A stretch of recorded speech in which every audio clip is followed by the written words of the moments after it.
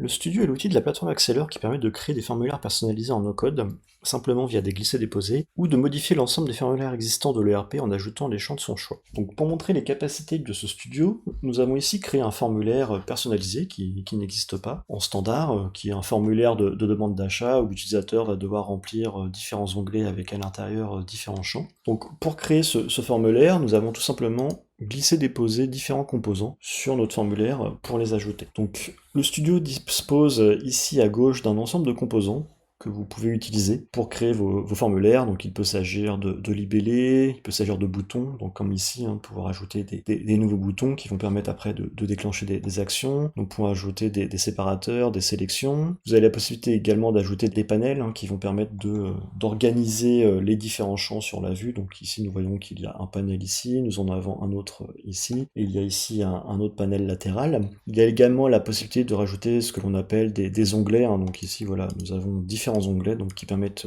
de naviguer sur le formulaire. Et après, vous disposez ici de différents composants que vous allez pouvoir ajouter sur votre formulaire. Donc on va avoir des champs simples qui vont être des champs texte, des champs entiers, des champs décimaux. On va pouvoir ajouter des champs de type booléen, donc c'est-à-dire avoir des cases à cocher comme ici, des champs d'ATE, des champs date, des champs de durée par exemple. Et il y a également la possibilité de rajouter des champs relationnels, donc champs NA1, 1AN, NaN, qui vont permettre de faire des relations vers d'autres objets de la solution, d'autres objets de la base de données, donc par exemple faire des relations vers mes fiches clients dans le CRM ou mes fiches prospects, ou faire des relations vers mes projets. Donc voilà, ces champs relationnels vont permettre de faire des relations vers d'autres objets. Donc là, nous avons créé un nouveau formulaire, donc si je veux prendre un exemple, je vais pouvoir rajouter des champs sur ce formulaire-là, dire par exemple que je veux rajouter, je ne sais pas, une date de validation, je rajoute ici un champ date.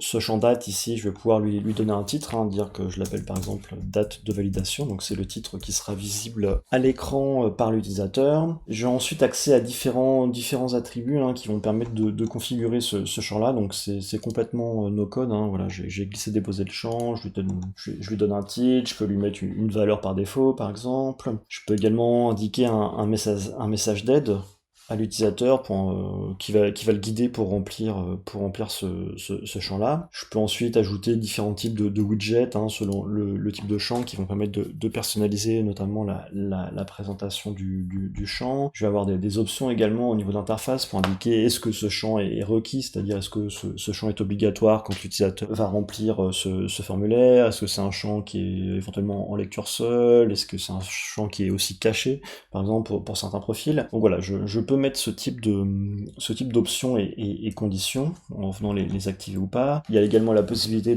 d'écrire des conditions, c'est-à-dire indiquer que ce champ ne va par exemple ne va être visible que si telle ou telle condition a été remplie, par exemple que si on est à telle ou telle étape du workflow, du processus, ou ça peut être également des champs qui vont s'afficher que si tel ou tel autre champ sont complétés. Donc on a comme ça différentes options qui vont permettre de vraiment personnaliser précisément la création des formulaires. On va également attribuer des rôles pour indiquer que parfois ça peut être que certaines personnes qui ont accès à ce formulaire. On peut également avoir des accès, des permissions particulières sur certains champs pour dire que ça sera peut-être que les consultants ou les administrateurs qui pourront avoir accès à tel ou tel champ sur le formulaire, que ce soit en lecture ou en écriture.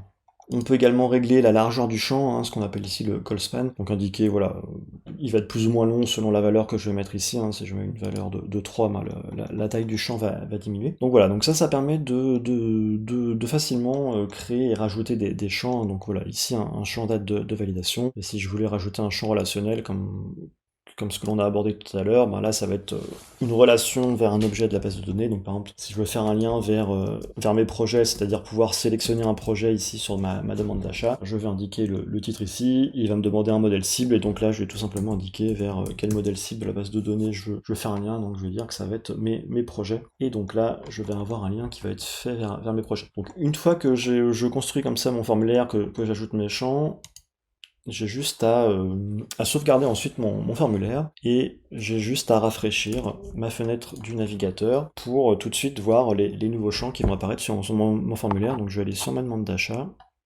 on va créer une nouvelle demande d'achat,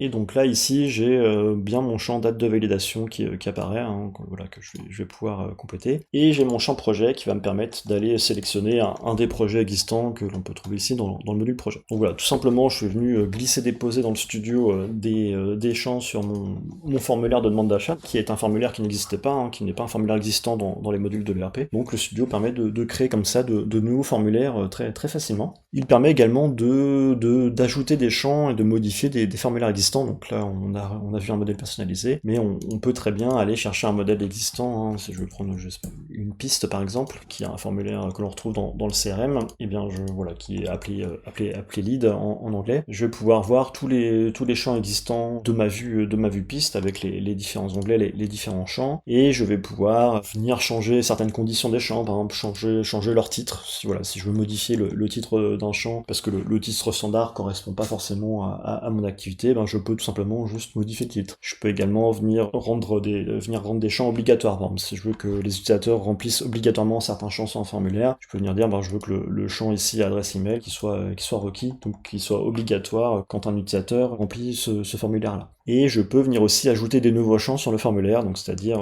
si je veux rajouter des champs sur un formulaire existant de l'ERP, je peux tout simplement venir les ajouter en faisant comme tout à l'heure des glisser, déposer sur mon formulaire. Donc voilà pour cette présentation rapide du studio qui est vraiment un outil no-code, hein, qui permet donc soit de créer des nouveaux formulaires dans le logiciel très facilement en faisant des glisser, déposer de composants, ou qui permet de venir modifier des formulaires existants en venant à ajouter de nouveaux champs.